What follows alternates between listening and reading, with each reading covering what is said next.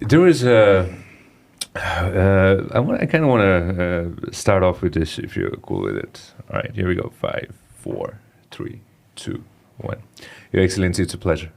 Sanjay, it's great to be with you. There was a specific picture. I wish, X, if you could pull it up whenever you find it. There was a picture of you at Rara some time ago. Oh, yeah. Yeah, and then this is some time ago, and I was looking at it, I was like, wow, there was a fantastic picture of you at Rara. You've traveled, I'm sure you've traveled across Nepal.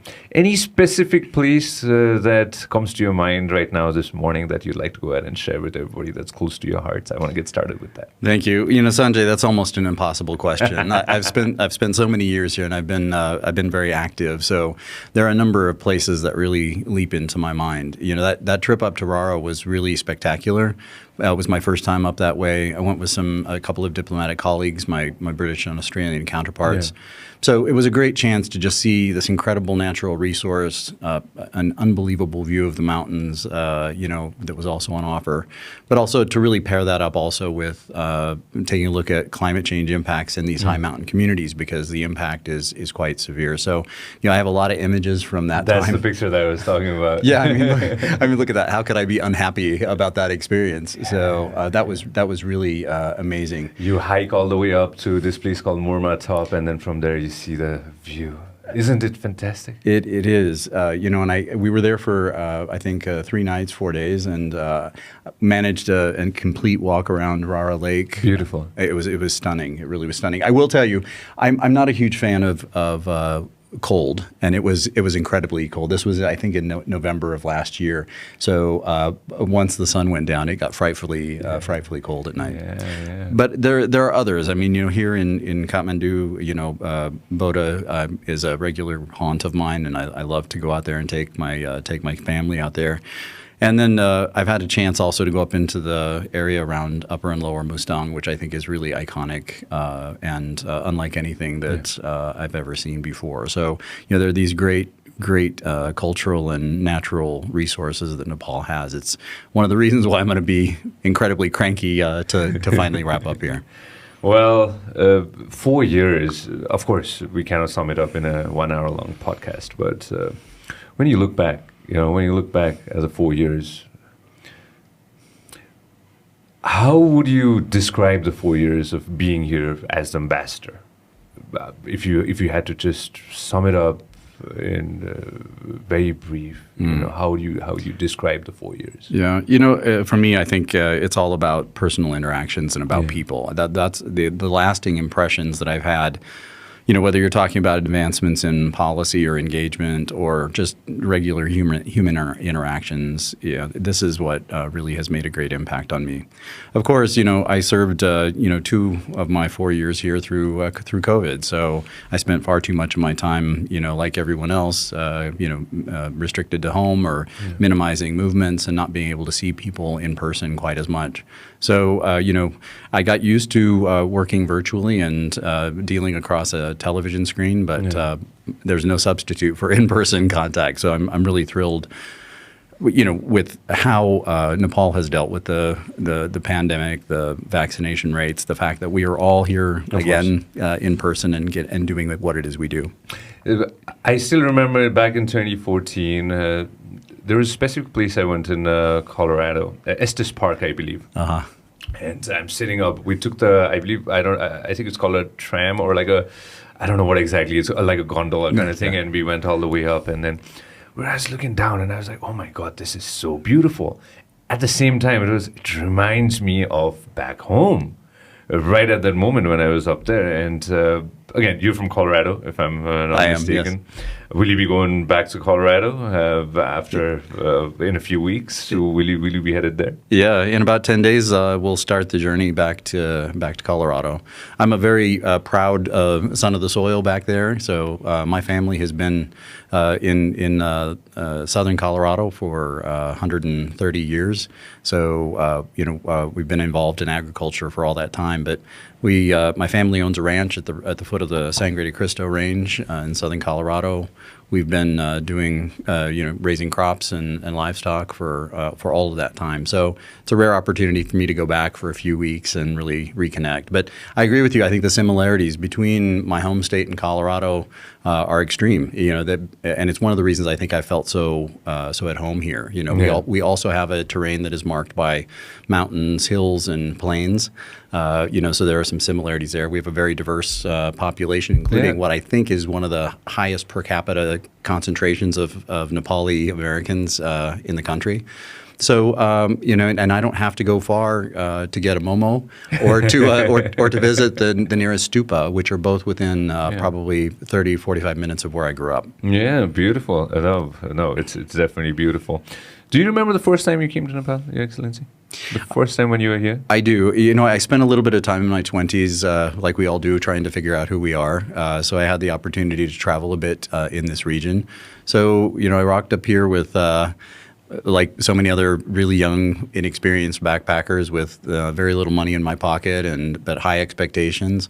And I really remember what those experiences were like, I've often said, the chance to just walk around Hanumandoka and see those cultural treasures down in Basantapur, just amazing. I went out to Pokhara on that trip by bus.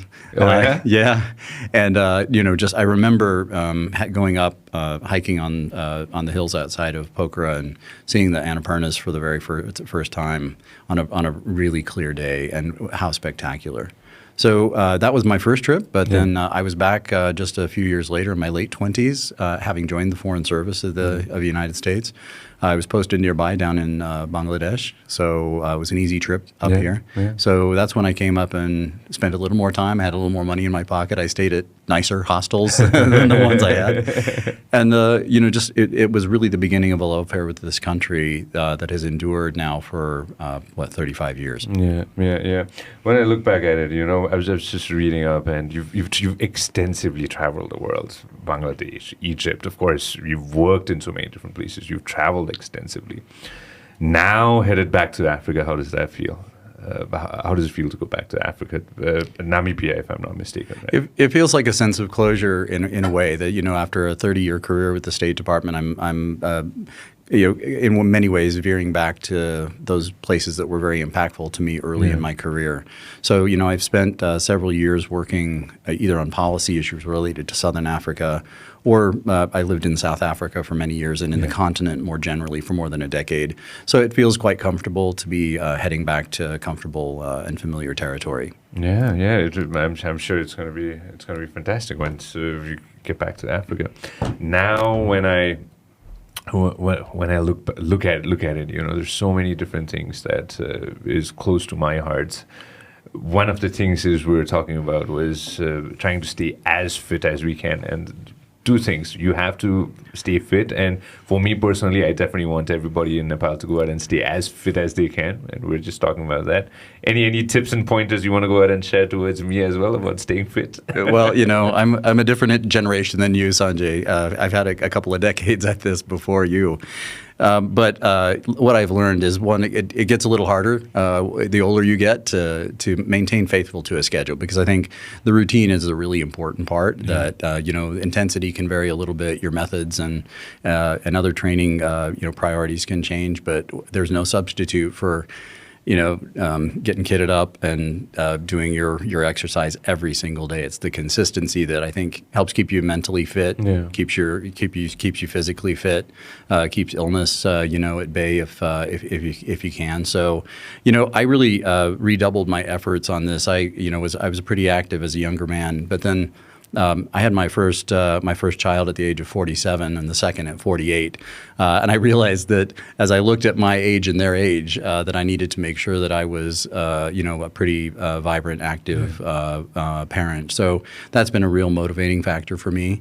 And frankly, it's been a little harder since we've returned to everything in person. Of course, schedules get packed up and your time gets squeezed out. But what I found is really important is to not treat your window for exercise and fitness as an ancillary priority, that it's got to go on your schedule as a meeting, and you have to stay as faithful to that as every other part of your life. And I think that's how, at least in my case, I've been able to maintain a balance that I think has really, helped me stay as fit as possible, as mentally sharp as possible. And then, also I think I'm much more productive in my non-workout time because I make that time for myself. Beautiful, beautiful. We're a young nation full of young people when it comes to Nepal. When I look back at it, again, talking about fitness at the same time, when you meet young people, how does that make you feel? Young Nepalese, when you're meeting them, when you hang out with them, anything specific that you'd like to add? Yeah, I have a great deal of hope and expectation for Nepal's future, and it's really that youth, that youth component that I think is where I'm drawing that inspiration from. You and I very recently had the chance to share some space when you were emceeing a concert around Gai Jatra, and just sensing the age of that crowd and the enthusiasm and all of the real promise is incredibly exciting. I think in addition to that, I've had a chance to look at young folks and meet young folks who have been involved in social entrepreneurship, doing things like you're doing about opinion shaping in new media, which is incredibly exciting. And then also, innovations in business and in other sectors as well. That we see some really interesting young movers and shakers that I think have the capacity to really, not the capacity, but the responsibility even to define what Nepal looks like going forward. Yeah, I'm very hopeful having seen that. Let's talk about the specific event that, both of us were a part of. It was a pleasure to go out and host the event, and it was super fun too. How did the Gai Jatra event shape up, Your Excellency? Just if you want to go ahead and share with everybody just the gist of how the event came to play. Sure. I might, because I'm an older guy, I might just go back into history just a little bit. Sure. When I had the chance to move and work here 15 years ago, I had the chance to join Gai Jatra celebrations way back in with the late 2000s, I guess. They were reasonably small. They were a new thing here. I think, part of the global movement for members of the LGBTIQ plus community to show their pride in who they are and the reality of who they are. I think Nepal has always had a really unique regional, cultural sort of role to play in not just helping define those trends, but in fact in leading them, which is pretty exciting. So, when in-person celebration began to be possible again, we took a very hard look at how we, partner and support local organizations and really, be truthful and I think consistent with the spirit of Gai Jatra, the spirit of what a Pride March also is, and that is celebration. This is not a time for somber speeches and long programs, but in fact something that is celebratory. So hence the concert. We had the chance to. There you go. And we had the chance to welcome a good friend of mine, Jessica Stern. She's the special envoy, right? She is the special envoy, a job that I once held. So I was thrilled to have her here to help us celebrate, because the reality is that Nepal is a leader in the region, in all of Asia, and in fact in the world, in its inclusion, in its constitution, that really takes a look at equality of citizenship for all, and that's pretty amazing. And now, as we move forward, 22 and beyond, I'm sure diplomatically, I'm sure you've talked with a lot of friends who are in power. Anything specific that you'd want to go ahead and see in the future when it comes to LGBTIQ plus community? Any advancements or anything that you'd like to go ahead and add? Sure. Speaking in a global sense, there's still a great task ahead of us, because there are still, around 70 countries around the world that actually criminalize same-sex, relationships and are very hostile to sexual or to gender identity issues. What I think is quite important is to take inspiration from those countries who are getting this right. Nepal is obviously one of them, and just understanding that, like any movement towards greater equality and acceptance, we have to play a long game. So I think a strategy to see criminalization drop away is a natural first step in many cases, but what we want to do is we understand that this is a long-term game, is to understand that tolerance is not our goal. Is if you look at the way stations between where we're at and where we want to get, tolerance is somewhere in the middle. So it's better than intolerance, but it's not also the end state. That what do you want to get to is a place in time, in culture, in history, where people are judged, as a great Martin Luther King said, by the quality or the content of their character and not the color of their skin or any other external marking. So I think that's important to understand, that we need to move past tolerance into a full embrace. So, but again, in much of the world, we still have a great deal of work to do on that count. And when it comes to Nepal, we're spearheading it for a long time, and as you see it now, even with Gaijata, even with the events that we did, and the friends that were there, and especially the young people who were there as well, how do you want to go ahead and see Nepal heading it down the road? I think Nepal has a great deal to teach the world on this issue. I would really focus on two main points on this. One is Nepal is one of a very small handful of countries who've actually taken the bold step to move to fully constitutional protections against discrimination. South Africa is another, but this is where I'm talking about a population of countries that can be counted on one hand. Yeah, that's pretty significant. I think also that Nepal has really always been on the leading edge of defining equal rights for third gender, what we in the West would usually refer to as transgender or some variation of that. So, I think that, again, Nepal is far, far ahead of much of the rest of the world in figuring out the legal mechanisms, the realities, including, Nepal had the ability to issue third gender passports before the United States did. Yeah. So we learned, I think, a trick or two there about how we can really look at those building blocks. But I think, if we look in the United States or Nepal, obviously, even though these are countries that I think are making great strides, there's still a great deal of work to be done. And we still have to look at how aspirational laws and regulations then get implemented, in reality for people that are encountering government offices or policies or other pieces of how this gets implemented. Yeah, and but again, it's going to be fantastic to go ahead and see that, and definitely the United States playing a role in it. 75 years of having relationships, diplomatic relations with Nepal. Just celebrated 75 years, if I'm not mistaken, and definitely would celebrate 100 and beyond. When we look back at the 75 years, Your Excellency, right now in the current situation of, again, talking about democracy as a whole, I'd like to go ahead and use this word again, democracy. What does democracy mean to you?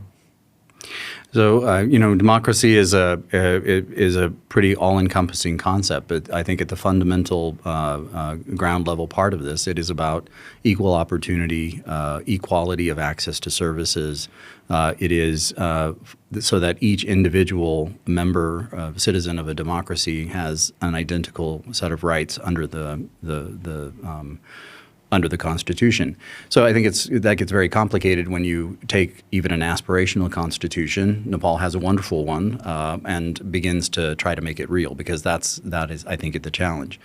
I think at the cornerstone of this effort is respecting fundamental freedoms. So freedom of speech, freedom of belief, freedom of assembly. These are key components of how the United States built its own democracy, and I think it's incredibly important to continue to defend those basic tenets of a democratic system, because that's our greatest guarantor, I think, against overreach by government. Through I think there is a special role here then to ensure equal access of those rights for minority communities, whether you're talking in ethnic or religious or any other marker of that element. So I think democracy is easy sometimes to give lip service to. I think it is really hard to make that promise real for all citizens. I think there's a really interesting model of this that is playing out in Nepal today, because in the United States, we had a federal system that was built from the ground up. So we had local entities, at the founding of our country that basically created a national government and ceded some powers to the national government. Nepal is trying to do something I think in many ways is much harder, and that is to establish a federal state reaching down. So you're creating something new, and I think that's always very hard. But I also do think that that the closer you can get government services and the realities promised in the Constitution to the people, wherever they're at in the country, that's I think the fullest promise of this, to get those decisions being made at the most basic grassroots level. And right now, we have the elections coming right around the corner, and we had the local level elections a while back. Looking at the elections, it's going to happen, and it's going to be, again, it's part of democracy, and young people are going to go out and vote. Anything specific you'd like to go ahead and add in terms of the elections, or in terms of asking young people go out and vote? It's your right. I would encourage people to get out there and vote. It's not just your right. I think it's your duty. We're also bound by another reality, and that is we have national elections just in advance of Nepal's national elections back in the United States. I think that youth voices often are not heard simply because a lot of young people feel either alienated from the political process, or they don't see signs of hope. But I think certainly at my age, I think I was in that phase for a period of my life. But I think now I can clearly see that young people have a tremendous hand in shaping the future and the policy and the direction of Nepal, of the United States, wherever. But I think young people have to get involved in the political processes to make real on that. Yeah, and again, coming back to the point, a lot of youth either leave the country to go ahead and find a better life outside the country. It can be education, it can be for work, it can be the Middle East, it can be Southeast Asia, it can be 7 seas across towards the west. What do you like to go ahead and say to the youth of the country who might be given up, or who might be like, all right, I don't see a future in Nepal. I see my future somewhere else. Anything you'd like to go ahead and say? Well, I really would encourage that marvelous saying about being the change that you seek in the world. That if you're frustrated with how things are, and this is not a Nepal specific, but really wherever, is if you don't see the kind of leadership, the kind of insightful sort of consideration of issues that are important to you, whether it's environmental or political or governance related or economic, then you need to fill that gap if it really matters to you. So, I think that I've seen over the course of my life ample evidence that the acts of a single individual can in fact change the world. I believe that fundamentally. I think that it just requires confidence, it requires inspiration, it requires a vision of where you think you can take things. But I think becoming disaffected simply because you don't see models of leadership that inspire you is a real tragedy, because look inside and look at the people around you, because I think that leadership is in abundant supply here in Nepal. I think that oftentimes in any country we tend to look at those old leaders. I would include myself as one of these, somehow as a source of inspiration or as an aspect of leadership. I think it's part of that, but leadership is not.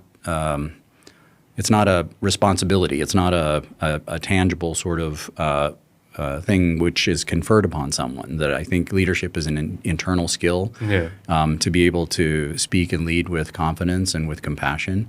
And I think that can be carried within the body of a 20-year-old or a 70-year-old.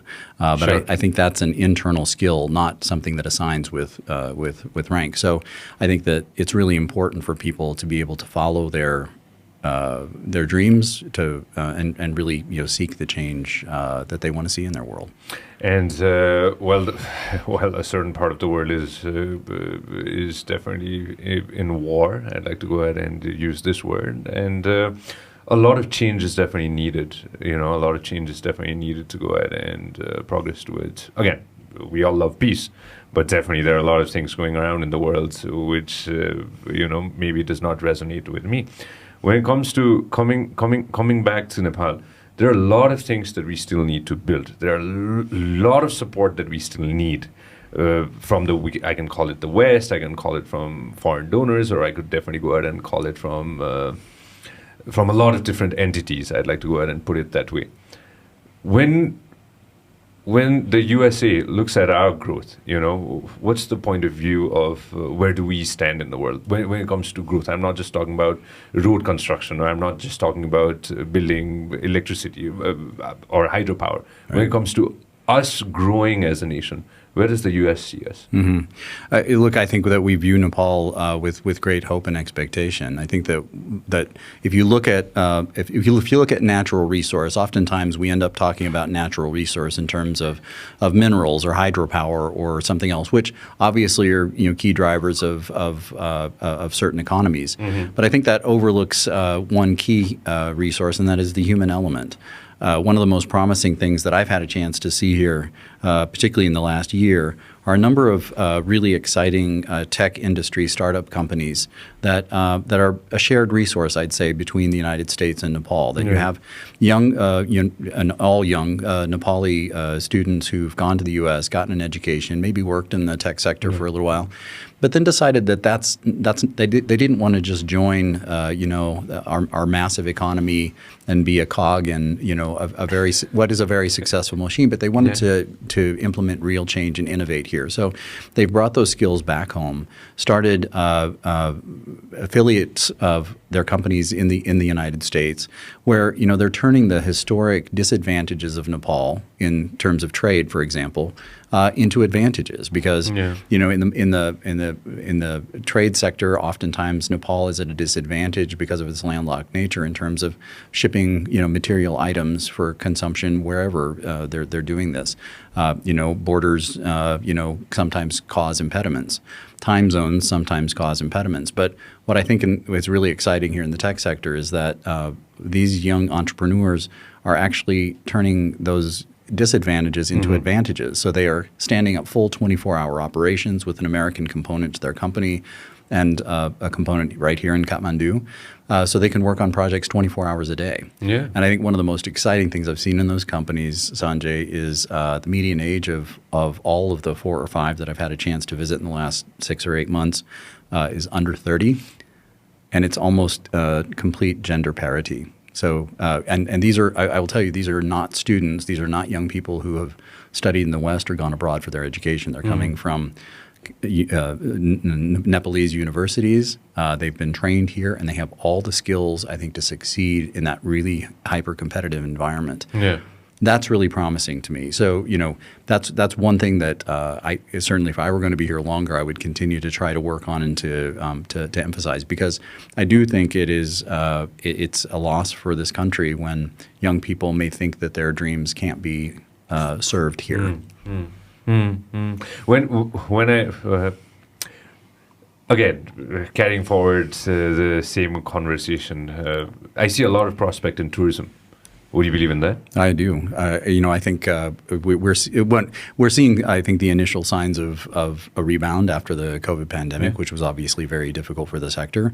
I think that already we're seeing significant numbers, particularly from my own country, which we track, more closely. And I'd also like to add that I was just reading this morning that President Joe Biden has said that the pandemic is over. Yeah, indeed. I mean, I think that the travel restrictions that we've all really just endured and groaned and labored under are mostly gone, and so I think those doors are opening up again. And I think Nepal is an ideal destination for folks to come out here. So again, we're not quite at pre-pandemic levels, but I think we're seeing a lot of growth. I think that the goal here is not just to get back to pre-pandemic levels, though. The goal is to continually revise and rethink about how Nepal benefits from tourism.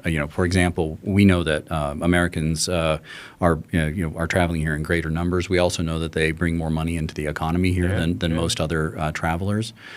I think also there's an element here that has been capitalized on to some degree, but. For example, in my own personal case, I can tell you the first time I came to Nepal, I came to see the mountains. Yeah. This is what, I was an average, 20-something, and that's basically what I knew about Nepal. Highest mountains in the world. And of course, that was spectacular. But once you see them, what brings a person back? And I would say it's not really the mountains for most. It's actually the culture. It's the interactions with people. It's the understanding of this really rich, diverse tapestry that makes up Nepalese society. So, I think that the country can benefit more from just continuing to place a value on those cultural aspects, of society, maintaining, historic structures, helping to educate people. That's one sort of hobby piece of mine that I have been very, very active in, because I think that, culturally speaking, Nepal is so incredibly rich, in a great and diverse sort of way. I think there is a concept, though, especially from those who may not know as much about Nepal, of understanding what Nepal is all about. So I think the good thing is that the remedy for that is education and talking about it. And I think there are a lot of organizations here who are working very nicely to promote that cultural angle as well. And again, on the same conversation with the embassy itself and with the American people itself, one of the things which is a building block of a nation is, of course, education. And I'm sure there's a lot of projects that the U.S. Embassy is working in terms of that as well, and is going to continue working on even after, once you've left as well. I'm sure those plans are definitely there. Indeed. And now, especially, times definitely different, times definitely changing for the better.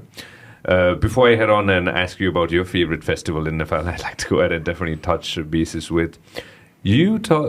You've met all the leaders that we have many leaders, we have many governments, we've got many parties, to be precise.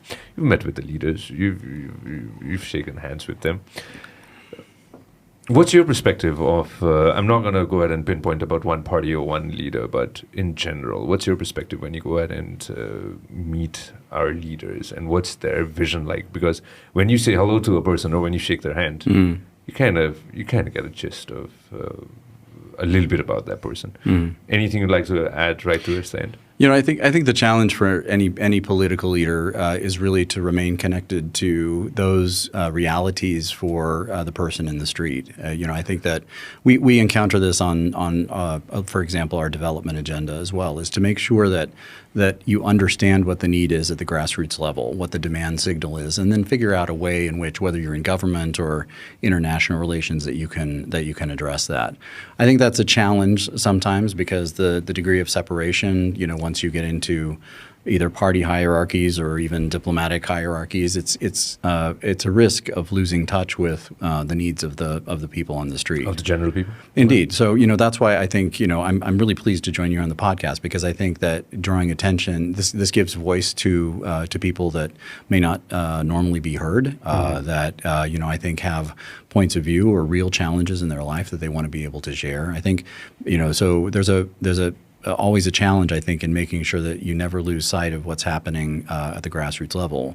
In our development, we spend a lot of time also thinking about how, when we spend, a dollar or a rupee here to address a key problem, is how do we measure, how do we ensure that, in fact, that's reaching the people that you intend, and is not getting sort of used up in administrative costs or other sorts of ways in which it minimizes the impact. So I think that's a challenge for anybody in a leadership position where you're trying to serve a community. And again, we are always in Crossroads. We've always been in the Crossroads. We've got the dragon in one side, and we've got the lion in one side. I'd like to go ahead and put it that way. And for 7 seas across, we've got the U.S. always with us. So it's always a challenge, or shall I call it a challenge for us, or shall I call it a way that we can go ahead and shake hands with everybody? I think it's an opportunity. I think that, international relations, or the even bilateral relations between countries, are not a finite, concrete, a piece of a puzzle. That I believe it's entirely possible to have friendly, positive relationships all across the realm. There's not a choice to be made here.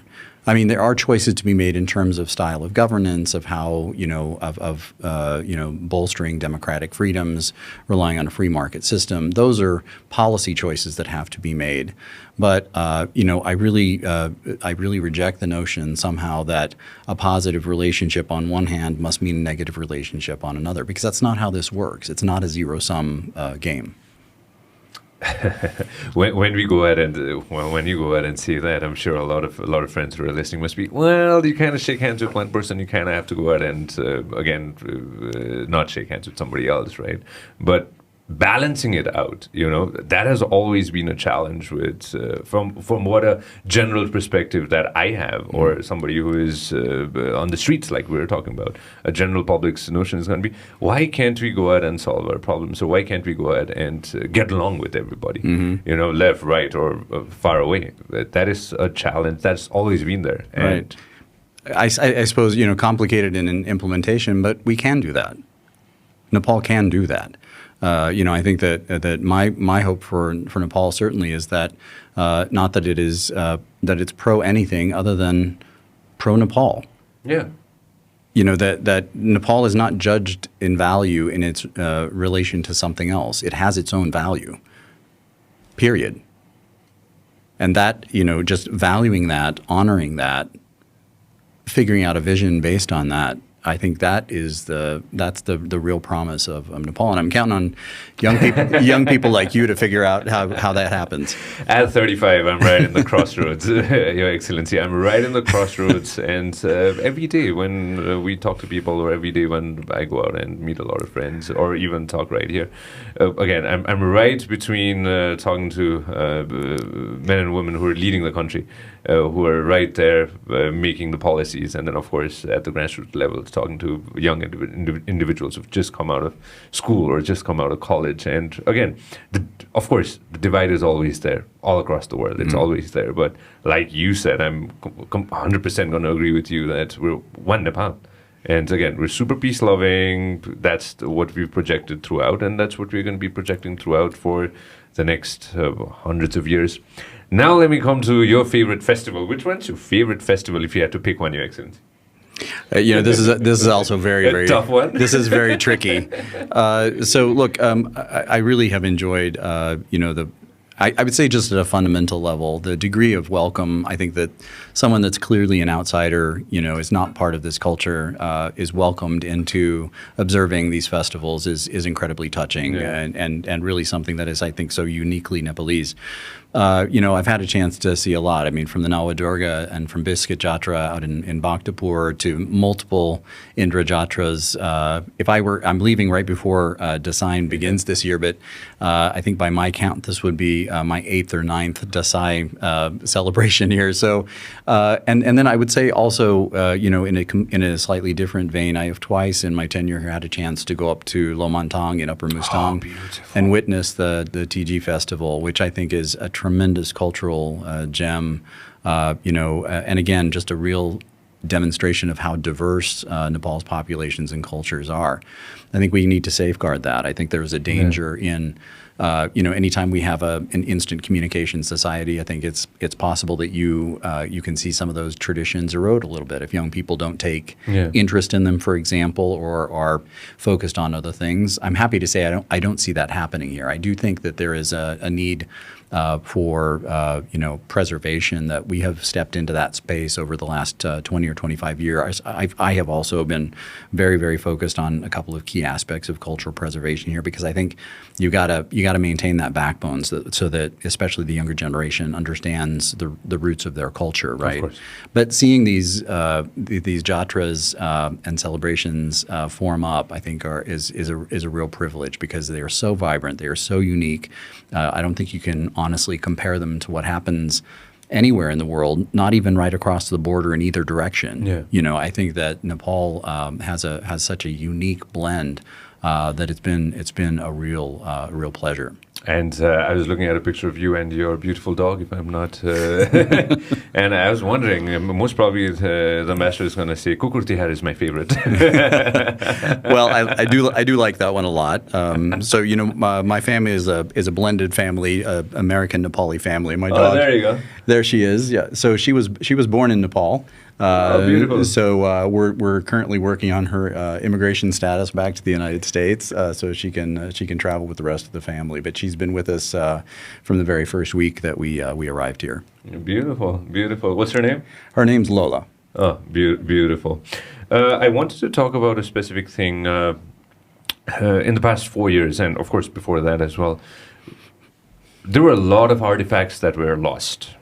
I'd like to go ahead and add pre-earthquake as well, and especially during the earthquake as well, we lost a lot of artifacts. And even before that, years ago, we lost a lot of artifacts too.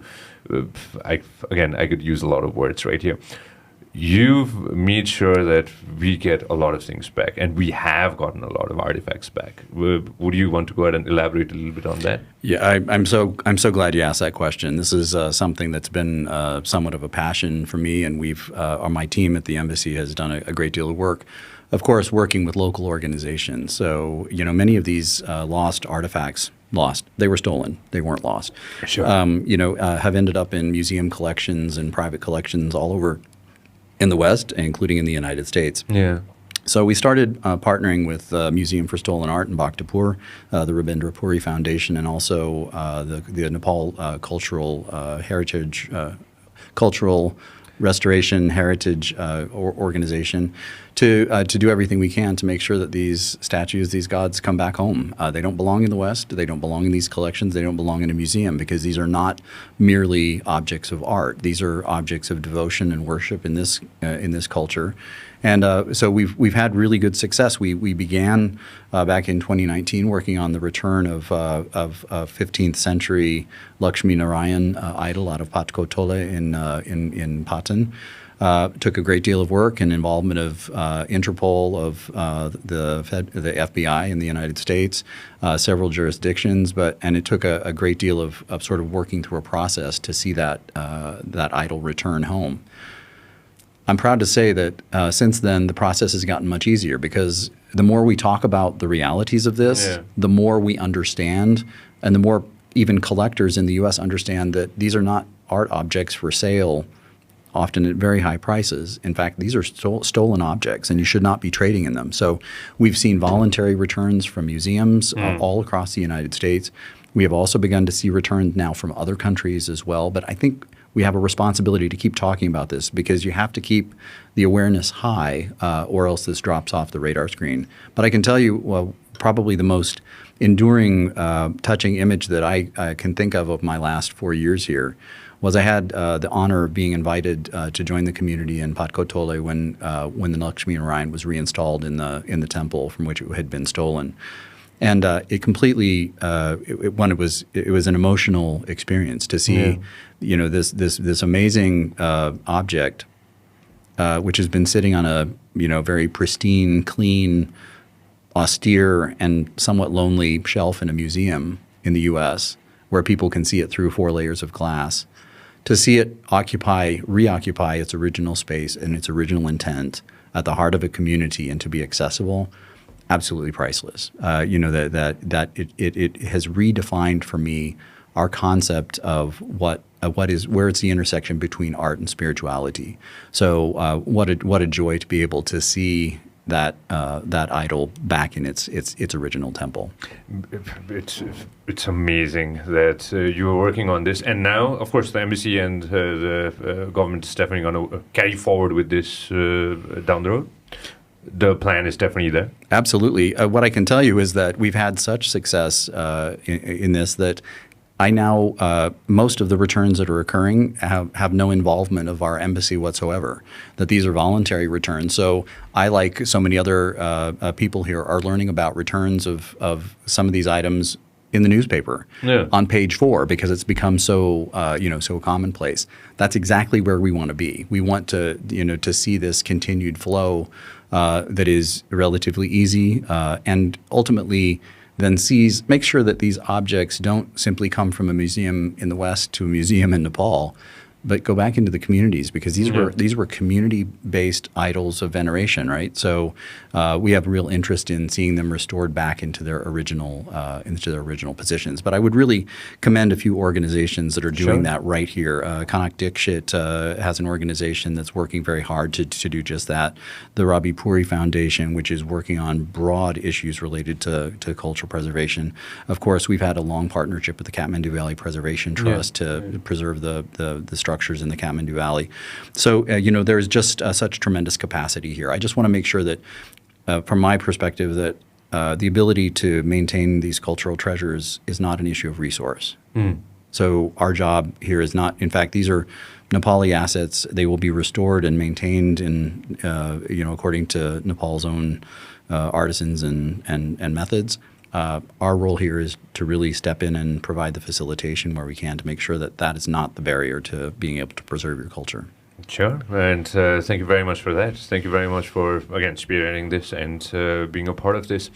When you come back, Your Excellency, for your next vacation, anything that you've missed out in the past 4 years, and of course you've been here before as well, any specific place that you definitely want to come back? Yeah, well, I can tell you that COVID robbed me of many trekking opportunities. So I have not had the chance to get out and see nearly as much as I would have hoped. So I've yet to do the full Annapurna circuit. I have never been to base camp. I know I'm as shocked by that as you are. So there's still a lot to be done. So I will be back very soon. I want to remain connected to some of these initiatives that I really find very, very interesting. But the next time I'm back, I'm going to be dressed a little bit differently than I am today. You're good. I'm ready for my vacation. I'm ready for my vacation in the next couple of weeks. So I'm super excited for that. Yeah, to the United States, I understand. Well, yes, to be precise, definitely going to. I'm headed to Hawaii, so I'm just going to take a break. Fantastic. You're most welcome. But I'll be back to trek and just to be another American tourist here. Really just appreciating. I will be honest. I'll be happy to be back without a cell phone, without responsibilities, and so I can just really reserve my time to enjoy everything this country has to offer. Definitely, 100%. And but again, we're just going to get better and better and better and better with in terms of culture, in terms of tourism, in terms of every aspect that we have. Anything you'd like to go ahead and add, Your Excellency, especially to my listeners who are slightly towards the younger side? Anything you'd like to go ahead and add towards them? For any youth listener, I would just say that you need to believe in yourself. You need to believe in your aspirations and your own ability. And that's not to say that things are easy or to get, where you want, whether that's personal aspirations for a career or family or anything else. But just to understand that you have to understand where you're going. Yeah. You have to be able to then figure out how you get there and understand that sometimes there are costs involved, and I don't mean that as a negative. I think you have to, if you really believe in something, if you believe in a particular career path or something that you want to see happen, you have to be willing then to invest of yourself to do that. So there's a cost involved. You got to put in the hard work. You got to put in time with your studies, and everything else to make sure that you become a powerful being in order to achieve that. You got to be able to understand that vision is one thing, but implementation is 99% of making that vision into something that's more than just a dream. I'd also definitely, before we wrap this up, first time when I went to the United States, and when I came back, there was a sense of confidence that I had in me that probably it was sitting in New York looking at Times Square, or maybe it was headed to Colorado and looking down at what can my country be. Just looking at not just the infrastructure, not just what was built, but just the essence of being there, and coming back and, okay, we can definitely get here, or we could even be better down the road.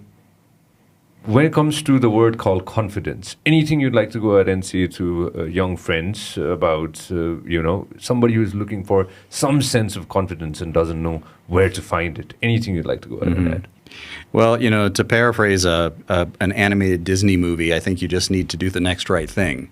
That if you don't, I was like this much when I was a younger man also, is that, I had 1,000 different dreams in 1,000 different directions, and probably a lack of understanding of, or even that ability to believe in myself to achieve those.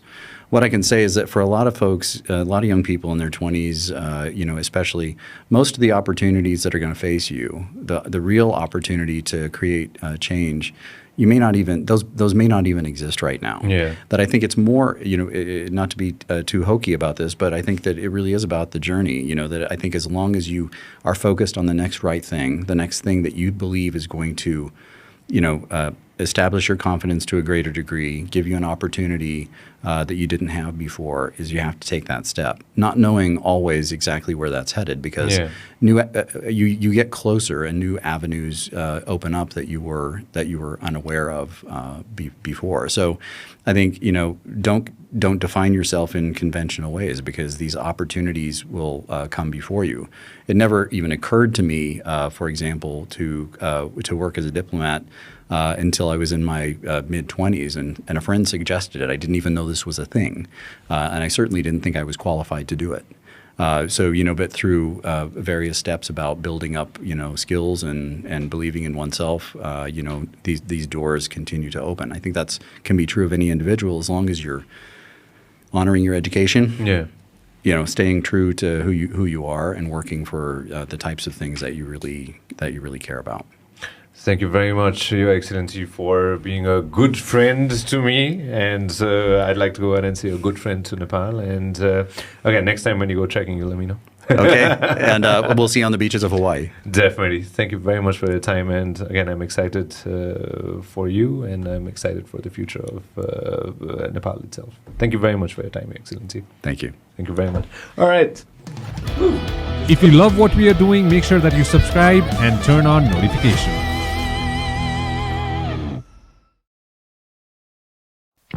This program is brought to you by Vyas Studios. Thank you very much for watching us on YouTube. Make sure that you also listen to us on Spotify.